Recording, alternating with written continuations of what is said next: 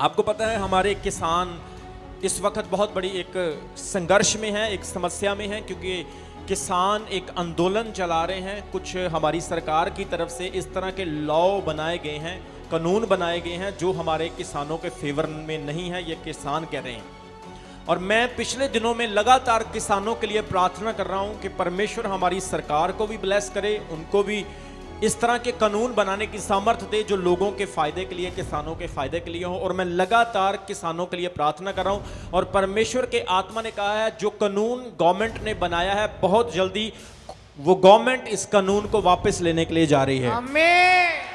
हमारे किसान एक बड़ी विक्ट्री के साथ दिल्ली से वापस आ रहे हैं। जोर से बोलो हालेलुया।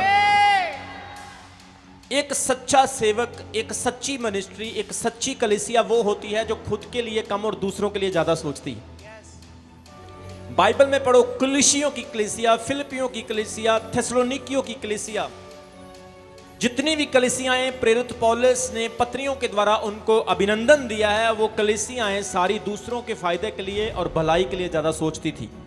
आज इस चर्च की भी एक ड्यूटी है कि हम अपने देश के हित में बात करें, हम अपने कानून के, अपने किसानों के, अपनी मिलिट्री, अपनी फौज, अपने बॉर्डर के बारे के, उसके हित के विषय में बात करें।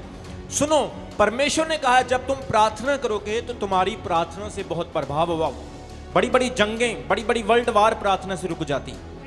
परमेश्वर इकोनॉमी को खड़ा करने की सामर्थ्य रखता है। देश में कभी गरीबी नहीं आएगी। आपको पता इस्राएल को खुदा ने क्या कहा था कि मैं तुझे कभी किसी के अधीन नहीं होने देगा, क्योंकि मैं तुझे पूंछ नहीं क्या बनाऊंगा, आवाज के साथ क्या बनाऊंगा, आज खुदावंत, आज परमेश्वर आपको सिर बनाना चाहता है, आपकी फैमिली में, आपके गांव में, आपके देश में, आपके चर्च में। जोर से बोलो आमीन। आमीन।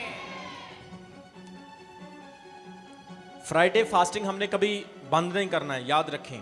और मैं उन किसानों भाइयों को इस लाइव के द्वारा संदेश देना चाहता हूं, चमकौर साहब चर्च की तरफ से हम किसानों की पूरी सपोर्ट कर रहे हैं और उनके लिए प्रार्थना कर रहे हैं। हमारा विश्वास है हमारा देश, आपको पता बाइबल में लिखा, परमेश्वर ने कहा था जब कोई कीड़ा तेरी फसल को लगेगा, जब कोई जानवर तेरी फसल को खराब करेगा, जब कोई अकाल या कोई महामारी तेरे देश पर आएगी, मैं उसे डांटूंगा।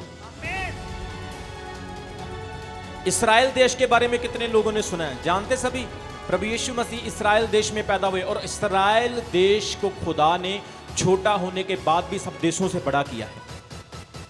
बोलो हालेलुया।